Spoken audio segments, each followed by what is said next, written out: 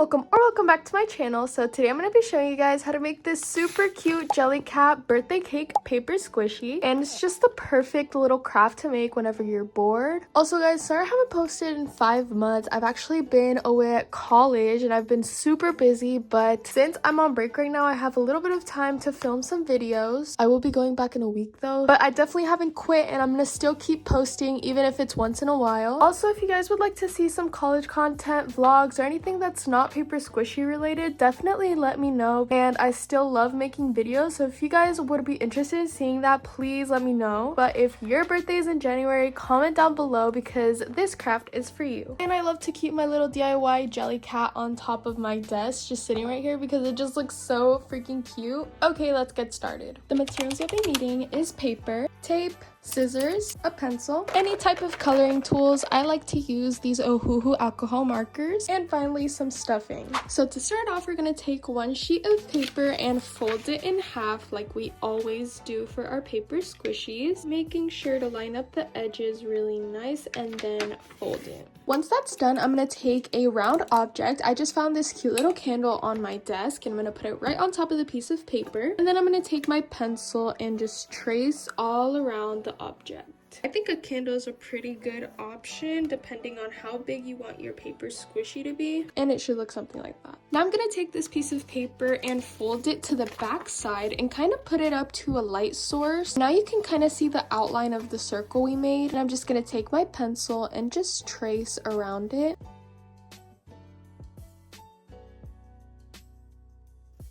And now we have the top and the bottom of our paper squishy cake. Now it's time to look at all of the reference pictures, and I'm just going to be using this one right here I found on Pinterest. So the top of the cake is going to be white, and I think I'm going to add some rainbow sprinkles just so it's a little more fun. And always remember to protect the surface you're working on if you're using any materials that will bleed through. I just place it under my piece of paper so it protects my desk because these alcohol markers bleed through a lot. So I started coloring the bottom of the cake with this perfect blue-gray shade, but it started drying out on me halfway through, so I had to change it. I'm just going to layer this one on top. Now that the bottom of the cake is done, we're going to move on to the top, and since the frosting is white, we're going to keep the base all white and just add a bunch of rainbow sprinkles. Here are all the colors that I'm going to be using for the sprinkles. I just chose some muted kind of pastel colors to match the whole vibe of the cake. So I'm just going to go around the top and just add some scattered sprinkles, making the placement super random and not perfect at all, going in all directions and just eyeballing the placement.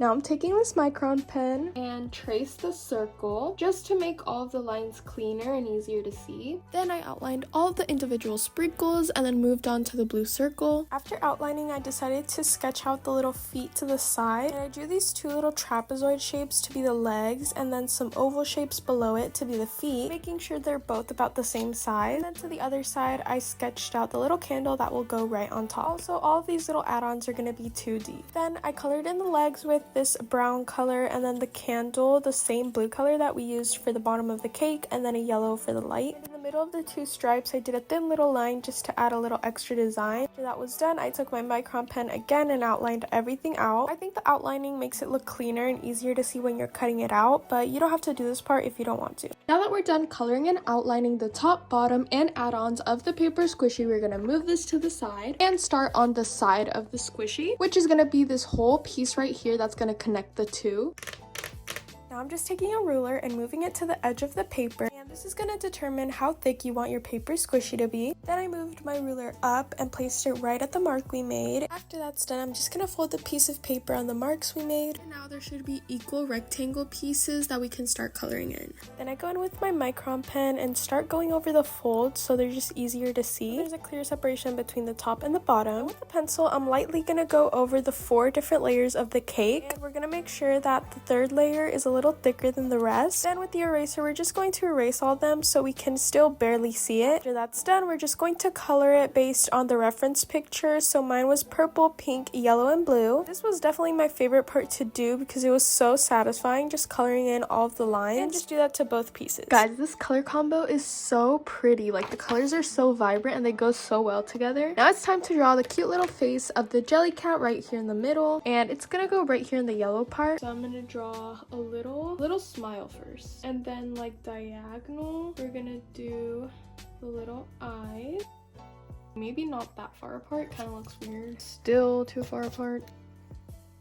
Now I'm just filling in the eyes with the black again. Now that everything is colored and ready to go, we're gonna pull out our tape and start laminating. I like to take little pieces like this for the small drawings.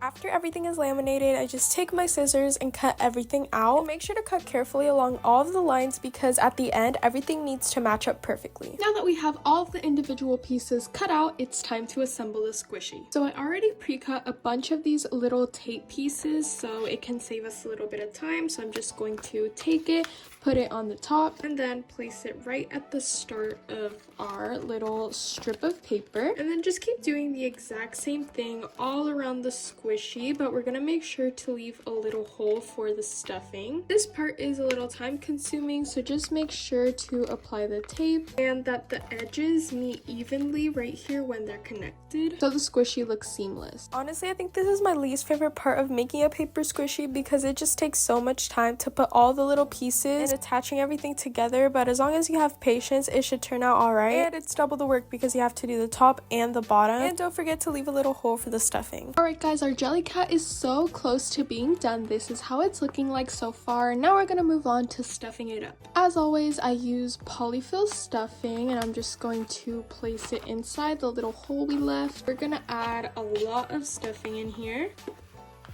Once we're ready to close up the squishy, I'm gonna take my little extra piece we made right here and just cut it to size. Not exactly how the hole is, but just a little bigger so we can tape it up. Then I just put little pieces of tape right at the edge, and then I'm gonna place it and line it up to the lines. And I'm taking the other side and doing the exact same thing, just wrapping it up and placing a big fat piece of tape on there, getting the colors lined up and taping it down.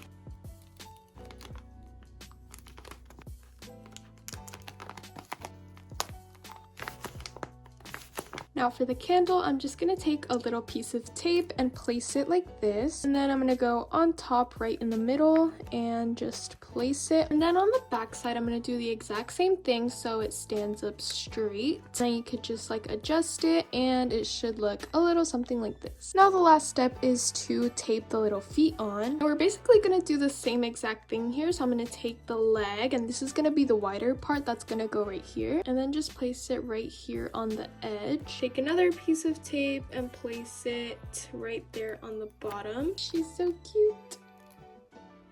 I'm just going to fold up right here at the end so we can stick the little actual feet right here. And I'm just placing tape and then putting it right here. And I'm also going to place a little bit of tape on the inside so it stays together with the feet. Alright guys, here's how the final paper squishy looks. It's literally perfect and it turned out exactly how I wanted it to. It's also the perfect size, and the squishiness is definitely a 10 out of 10. Like, it just pops right back up. I think this might be one of my new favorite paper squishies because it's just so adorable. Thank you guys so much for watching this video. Hopefully you guys enjoyed it. Comment down below if you made this paper squishy and if it's your birthday or if you're making it as a gift for anyone. I think Jellycats are so cute and I've never made anything Jellycat, so this was like the perfect squishy to start off with. Don't forget to comment down below any video suggestions that you think I can do in college because again, I'm gonna be very busy, but if you guys would like to see some vlogs, let me know. I love you guys so much and I'll see y'all in the next video. Bye!